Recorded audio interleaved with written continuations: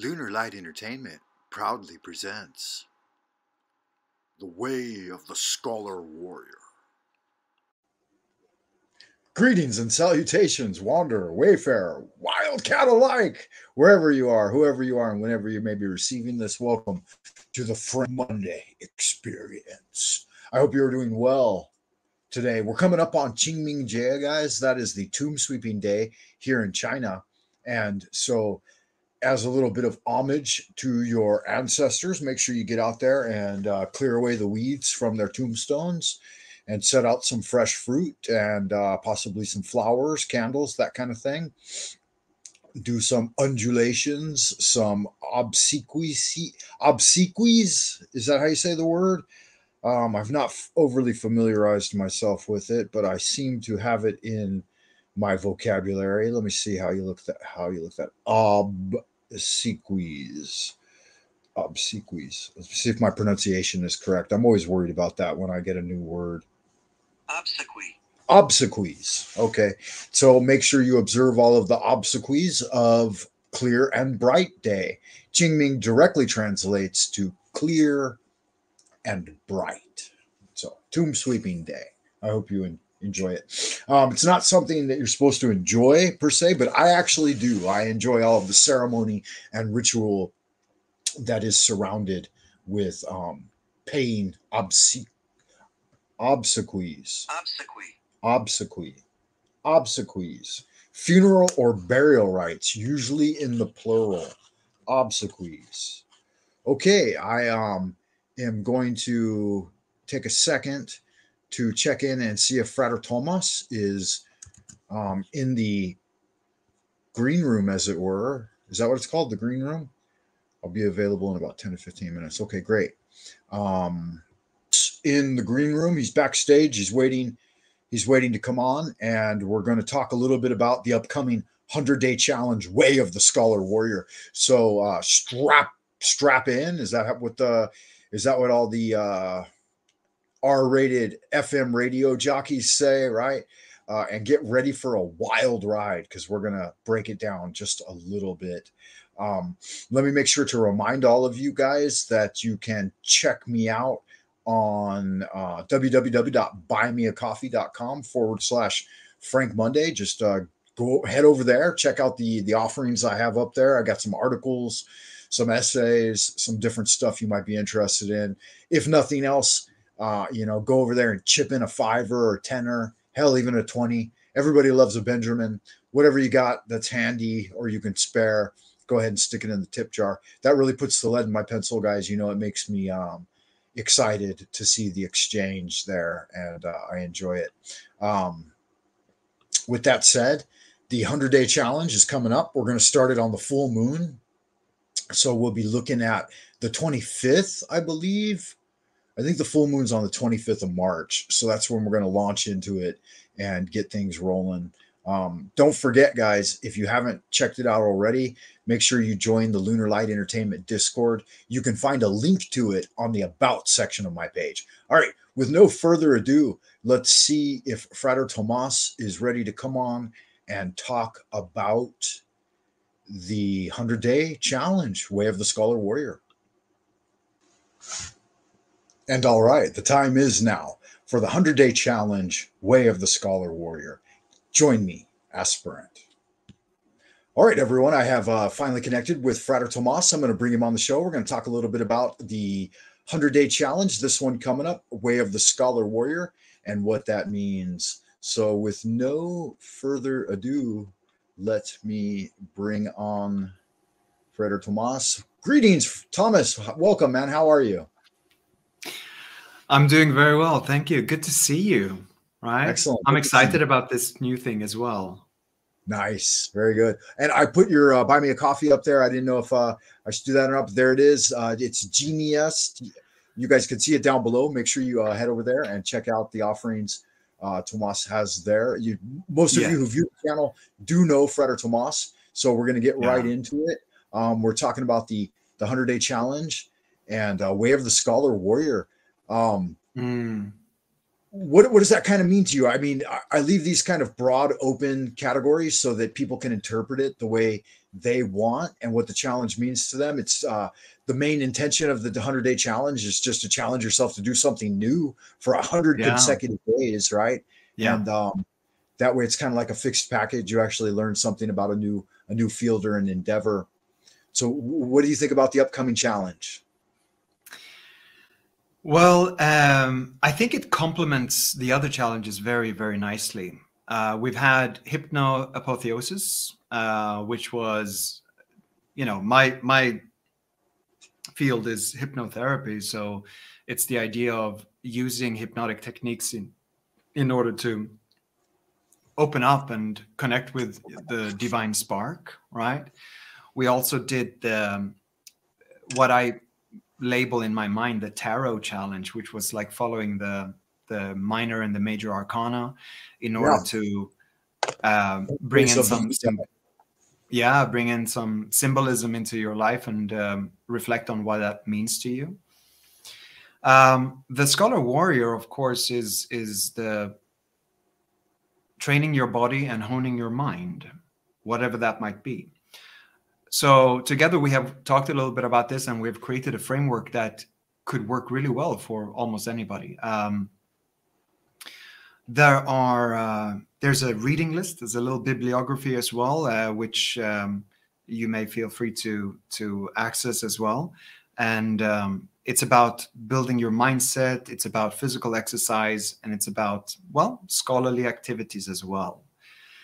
And from my point of view, I'm connecting it to my community where I live, because in order for me to feel that a Scholar Warrior is of use, it's of use to the community and the society you live in. So for me, it's about creating a mindset, or maybe refining a mindset, which is of service to the greater good, to perhaps mangle the phrase, but that's what it is.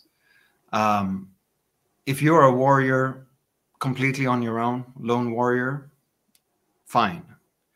But I don't see it that way. I see it more in the sense of, this is something of building yourself up to be of, maybe you choose where you apply yourself, of course, but being of use in a sense.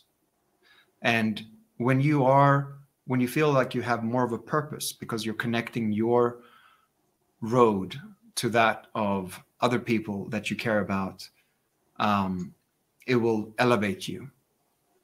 This is my view anyway. Very good. Yeah. So it's definitely going to include strengthening the body and honing the mind, the physical exercise, the workout. We're going to include cardio. I think everyone should choose a weapon that they like to focus on. And here's a spiritual expression of the weapon. Like me personally, I like the wooden sword. So I'll be doing that one this time around. And you are choosing to focus on the eskrima. Is that correct? Yes, exactly. I have some background in Filipino martial arts. So not far removed from the sword. It's stick fighting, right? So, or machete, if you need to. So it's very similar. It has a pointy end and it has a sharp blade, right? But good. the practice is of course with sticks. So we've talked about 3 areas of the physical.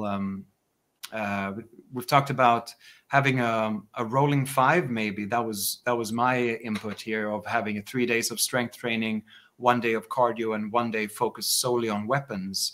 But certainly the idea of like overlapping these things isn't, a strange idea. And then we talked about the 3 areas: the warm-up, the kicks and punches, and the weapons. So that's maybe because you have a broader and a deeper background in weapons. So I'll let you explain what that means. Okay, yeah, sure. Well, from a spiritual perspective, I think you should choose a weapon that is representative of like your spiritual journey. And so if you're a woman joining the program, or a man, or everyone that wants to participate, right?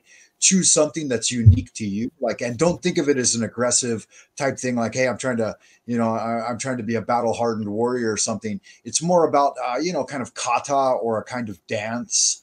And so with the Chinese system of Xingyi, you can express anything through the 5 elements. Well, the Chinese have their own elements in martial practice, so we'll be getting a little bit of a revisiting of elemental studies like we did in the pathways of the Magi. However, you shouldn't try to directly correspond the two. They're a little different. Like the Chinese system is about your internal organs, and it's about certain expressions with the body and that type of thing. So it's a little bit different. They're not 100% completely analogous. So the elements we'll have are metal, water, wood, fire, and earth, which we do have earth, fire, water, all the core elements, but the correspondence is a little different. So I wouldn't over focus on that. But I'll take everyone through basic 5 punches for the 5 elements and 5 kicks for the 5 elements. And with an underlying foundation of just a mention to the basic Atlas system, the way my father taught it to me. So Atlas exercise, he thought consisted of 3 basic areas in the body. Like for the upper body, you would do push-ups. For the middle body, you would do sit-ups or crunches. And for the lower body, the legs, you would just do squats. So my father told me, he said, if you just do those 3 every day for the rest of your life, you'll always be in top physical condition. And I've strived to do that my whole life, whether it be 10, 15, or 20 of each. I tried to do those 3 core ones every day. Once you've done those for a while, if you want to add that to the 100-day challenge, I mean, it's just a thing. Like if you do 10 push-ups, do 10 crunches and 10 squats, so the 3 areas of the body. And you could do it Monday through Friday, just like, that's the way my dad would make me do it. It's like a military type of regimen, but yeah, that's just a little underlying something you can add to improve your physical health. I've noticed in approaching this one, I just wanted to tackle more stair climbing, and already climbing more stairs intentionally has added additional stamina and endurance to my physical condition, which is great. Excellent. I mean, springtime, we should become more active in the spring, right? We're like the insects waking up. And we get out there and start grinding against the world. So I like the idea that you're including community, because community is such an important part of it. Yes, I think so.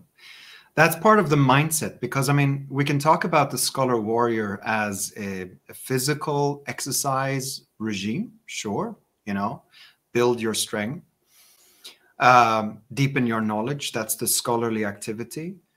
But we also have other aspects, of course, the mindset of a warrior, because there will, in order to go 100 days of continuous improvement and continuous work requires discipline. There is a psychological phrase, which is limbic friction, right? Which means that you're doing something that you don't entirely like, but in order to keep going with it, and if you do keep going with it, you create new pathways in your brain that will allow you to do it more easily in the future, right? Because most of us turn away from pain, right? Most of us turn away from discomfort. Like that one situation, just like climbing the stairs or crossing paths, crossing paths with like my superiors more, and making sure that in preparation to that, I'm bracing up, make sure I get in a nice shave, or, put on a squirt of Shangshuo or something like that. So going through that, you feel more confidence and greater confidence, and you want to do that more often. It's not, it's not something fun or or unfun either, though, too. It's a challenge, and that's what the challenge is all about. With that said, the primary aspect of this is a balancing of the physical and spiritual, right? Or mental. And, with that said, we've got the physical taken care of. I'd like to think a little bit about the spiritual. Like for me, one thing I'm going to do for the upcoming tomb sweeping day is I found a tomb out in a rural area right here near my academy that has overgrown, and it's a really nice headstone, and it's all by itself. And I'm going to go out there and I'm going to clear it away. I was walked out. I'd gone out for a walk, and I was praying and looking for a way to do more obsequies for my recently deceased, my father, my brother, my mother, all of them. And when I was doing that, I just so happened upon this overgrown tomb. And I thought, it doesn't matter whose tomb it is, doing obsequies even for another person's tomb is kind of a virtue. I wanted to be secret about it. You're the first person I've told, but I thought, I would clear their tomb and put flowers and maybe some fruit down like the Chinese do, and pay attention to it. even though it's actually for a mother. I read the tomb. It's all in Chinese, and it was a little difficult for me because their tombs are actually quite elaborate, like their headstones, quite elaborate. Right. Selfless community service is the point I was getting to in clearing Yeah. up Beyond the tomb. selfless community service, returning to Yang and Yin, Yang is the male, warm, dry energy, and Yin is the female, cold and wet energy. And sometimes the price for failure, or sometimes just the where we all go, is down in the earth, right? So maybe visiting a cemetery could be a good aspect, or maybe even a reward, right? In a sense, because if you're looking for balance, if you overdo it on the physical exercise, you overdo it on the heat and the warmth and the building of energy in your body, and you don't have a place to, perhaps in a modern word would be grounding, right? Making sure that the balance is dispersing there as well. Yeah, giving it back. Yes. You build it up and refine it so you can give it back in a better quality. And in springtime now, walking barefoot somewhere could be exactly that, right? The cold, with that said, let's talk ground. a little bit about the three treasures, right? Jing, Qi, and Shen. So our Yes. core foundation starts from that super physical, ultra physical root of the Jing Qi, which is essentially in men, it's the sexual drive, it's the Kundalini. In women, same thing, right? So it doesn't matter if you're on which side of the fence you're on, the yin yang.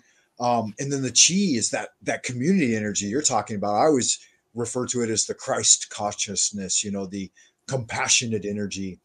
You have to protect it and guard it, and not let people not let the villains of the world steal it away from you.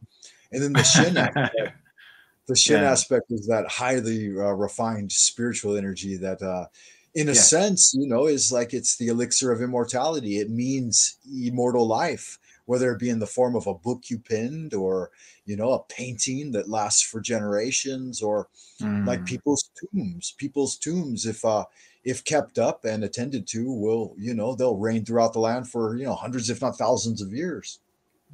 So how will you be enjoying, cultivating, developing, and expressing your connection with the Jing, Qi, and Shen in your life? Well, okay. My daily routine is to get up, like ablutions, and then I do some Qigong early in the morning. Qigong for me is basically limbering up. It's about moving the energy. And after my Qigong sessions, I always sit down and I take, I sit in the traditional Taoist meditation posture, which is like sit on your sitting bones, sitting up, right, on a chair. So sitting on the edge of the chair, basically on your sitting bones, your butt, basically. And then with a straight back, I circulate energy. I do 20 breaths. Breathing in, I pull up energy along my spine. Breathing out, I let it, circulate forward and down again. And that is pulling up that Jing into the Qi, and the Qi into the Shen. The Shen is, of course, your third eye, or the center of your brain, if you will, where you're can store some of that energy. Now, this is always a work in progress, right? It takes a long time to get to the point where you can circulate that energy freely. But even so, spending some 20 breaths a day, focusing on just that, circulating that energy, it refreshes my brain no end. It really puts me in a very good mental space. After that, I hit the gym, do a bit of a workout, and then I start my day. So my foundation for my day is in the first hour and a half in the morning. And then after that, I do everything else that I need to do, including the scholarly activities, including the, my daily work, of course. Very, very good. Excellent. Yeah. For me, the morning time, the quiet hours are so important. That's why I always get up before everyone else. And the part of the reason is Master Li Hua Qing of the Universal Society of the Integral Way. When I apprenticed to him, and in private one time, he told me that you should never let the sun shine down on your shamefulness. He said, his basic idea. And it comes from a rural agrarian mindset, you know, but that you should always be up before the sun. And so I like those Mm. wee hours. Those are the special magnetic hours of like Tesla type style cultivation. You know, you put out your receivers and pull in the subtle energy. And with the Jing, Qi, and Shen, as we were discussing here, sorry, pull it back up. The three treasures, Jing, Qi, and Shen. I believe that the Jing directly leads to the first of the three treasures of heaven and the human realm. And then the Qi and Shen follow, which in the Chinese system would be longevity. So if you preserve your Jing, you're right, you don't Mm. let it all go into the world without cultivation, you will achieve longevity. And if you cultivate the again the light of the Christ consciousness at the chi level and community, as you mentioned, and fellowship, you'll have that prosperity. And then the fertility here in connecting with Shin is that you literally give birth to spiritual entities out the mind, you know. Um, Mm. a long system of life cultivation, you're giving birth to new ideas and new concepts that come into the world and influence the world. And those are real active principles. The Taoists truly believed that you could measure the weight of thoughts, you know, and they tried to prove Oh. it. Look in a certain direction and think for a long time until that thought manifests into a tangible thing, you know. And so Mm. longevity, prosperity, and fertility. Mm. What do those three things mean to you on this upcoming challenge? How will you enjoy those and cultivate them and bring them into your life? Well, the first thing that in order to cultivate these things, you need to be open to them. Thank you for tuning in, Aspirant. Stay tuned for part 2.